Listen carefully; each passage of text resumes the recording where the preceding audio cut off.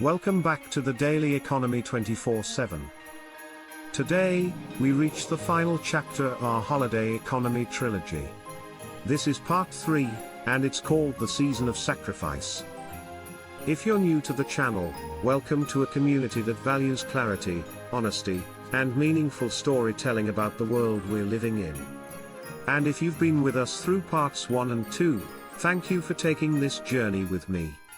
Your support, your comments, your insights, they're the heartbeat of this show. In part 1, we explored the emotional and financial weight of holiday spending. In part 2, we uncovered the long-term consequences, the debt, the pressure, the generational divide, the emotional inflation. But today we go deeper. We explore the sacrifices people make to hold the season together. The quiet burdens men carry. The emotional triggers behind overspending. The industries that depend on December. And the deeper meaning behind why we give more than we can afford. So settle in. Take a breath. And let's step into the season of sacrifice together. There's a moment every December when the world seems to soften. The lights glow a little warmer. The music feels a little sweeter. Families gather, memories rise, and for a brief stretch of time, people give more, love more, hope more, and spend more. But beneath the beauty of the season lies a truth that's both inspiring and sobering: the holidays are the most financially sacrificial time of the year. Not because people are careless, but because they care deeply.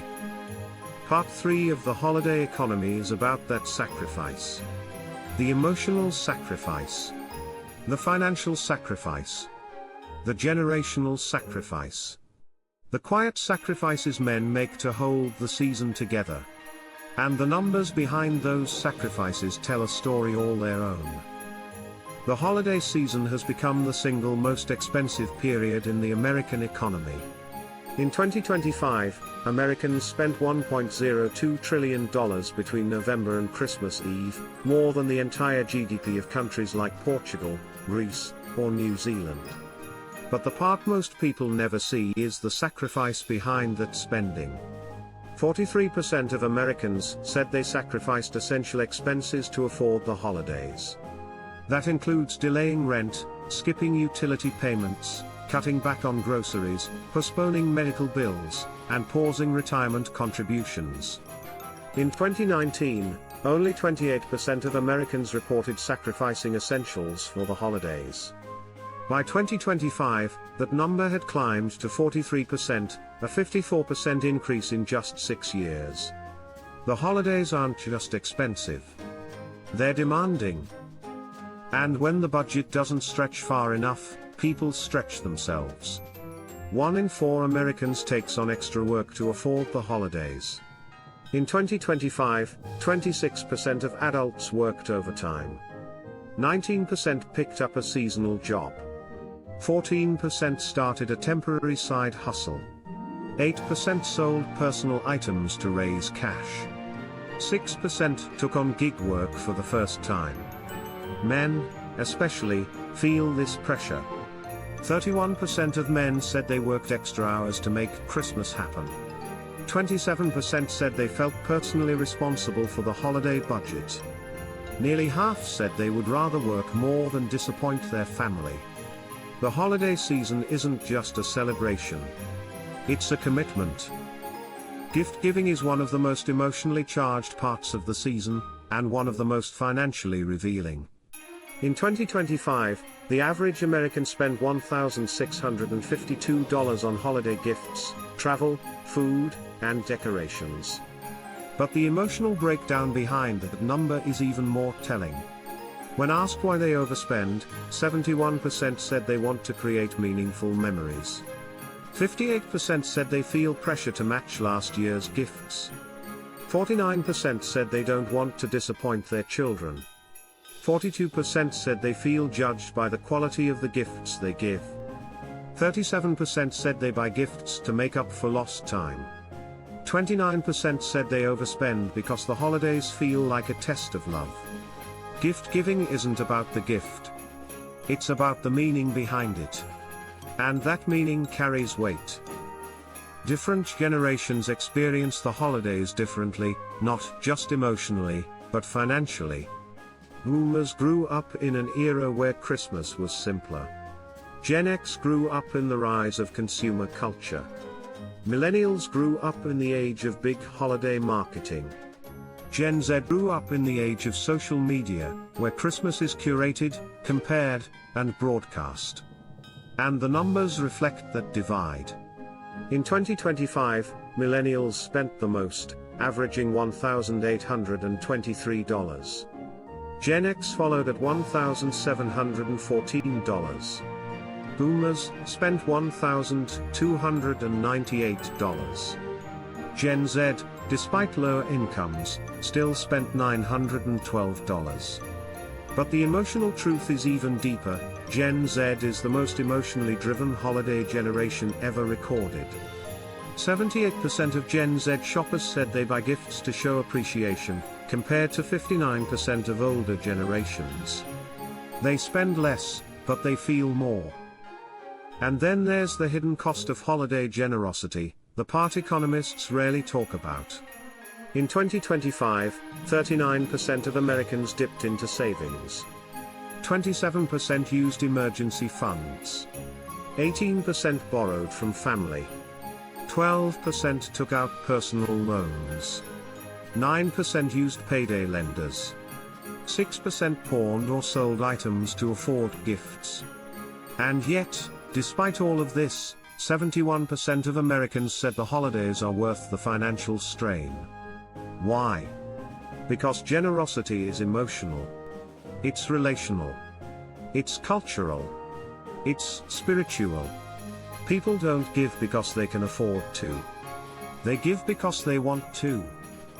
As Section 1 closes, the picture becomes clear: the holiday season is not just a time of celebration. It's a time of sacrifice, financial, emotional, and generational. And that sacrifice reveals something profound about who we are and what we value. In Section 2, we go deeper into the heart of that sacrifice, the emotional pressure men carry into December, the psychological triggers behind overspending, the industries that depend on holiday sacrifice, the rise of competitive Christmas, and the question at the center of it all: why do we give more than we can afford, and what does that say about us? The holiday season is a celebration, but it's also a weight carried quietly, especially by men. It's the weight of expectation, of tradition, of wanting to give more than circumstances allow. And in Section 2, that weight becomes unmistakably clear. The emotional pressure of the holidays doesn't come from the gifts themselves. It comes from what the gifts represent. In a 2025 survey, 68% of men said they feel responsible for making the holidays special. Nearly half said they worry their children will compare their Christmas to others. 39% admitted to hiding at least one holiday purchase from their partner. And 31% said they feel financially inadequate during the season. The holidays are beautiful, but for many men, they're also a quiet test, a test of provision, of love, of identity. And that pressure shapes spending more than any economic indicator ever could.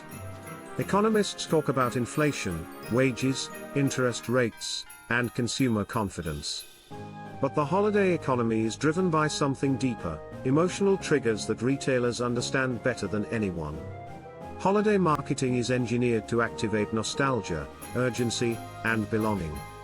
In 2025, Americans were exposed to an estimated 1,600 holiday-themed ads between Thanksgiving and Christmas. Those ads increased purchase intent by up to 34%.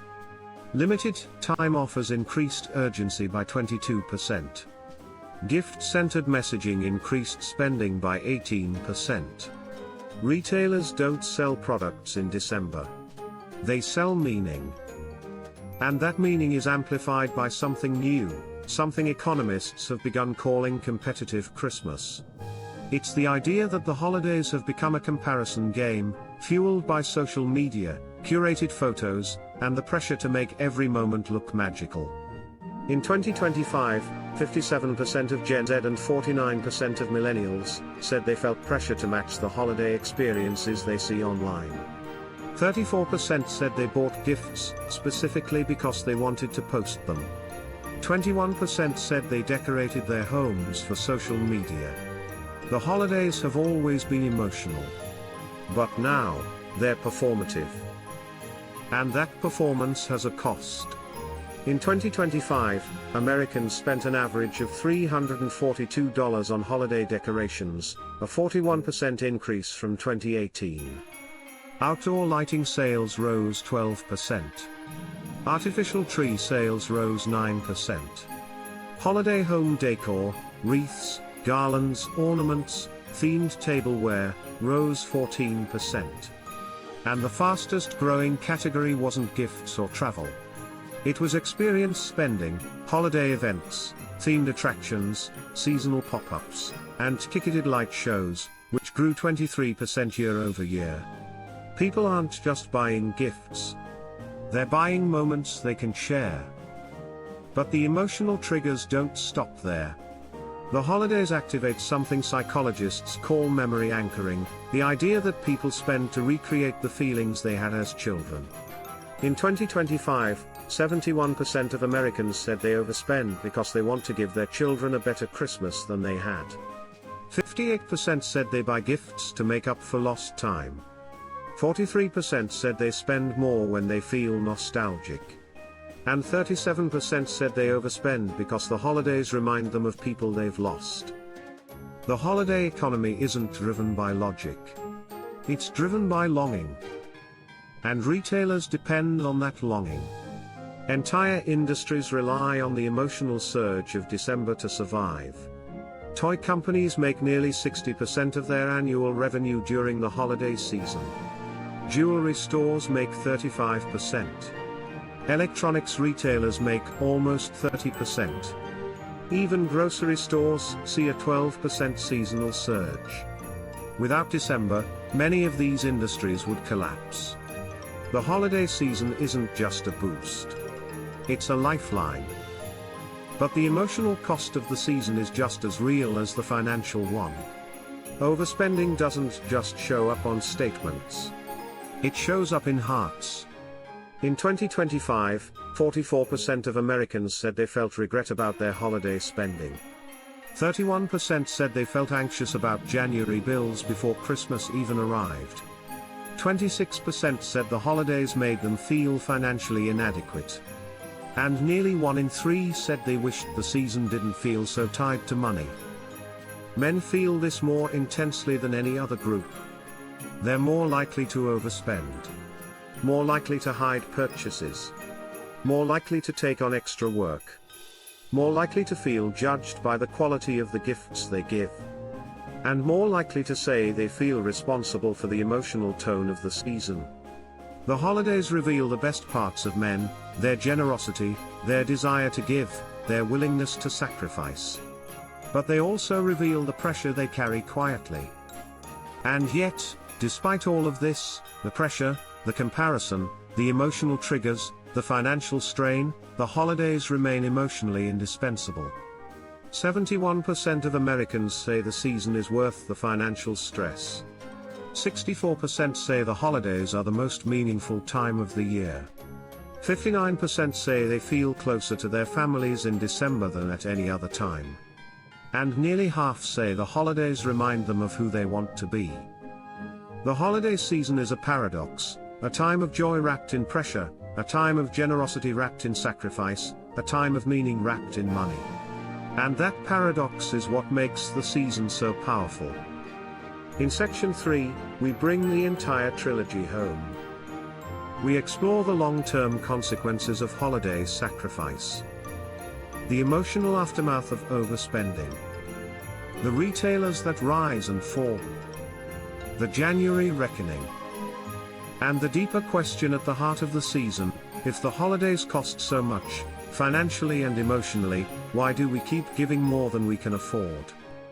Section 3 is the emotional peak of the entire holiday economy series, the moment where the meaning behind the money becomes unmistakably clear. The holiday season is a celebration, but it's also a reckoning. Because when the lights come down, when the wrapping paper is thrown away, when the last guest leaves and the house grows quiet again, the numbers remain. And those numbers tell a story about sacrifice, about pressure, about love, and about the financial imprint the holidays leave on the year ahead.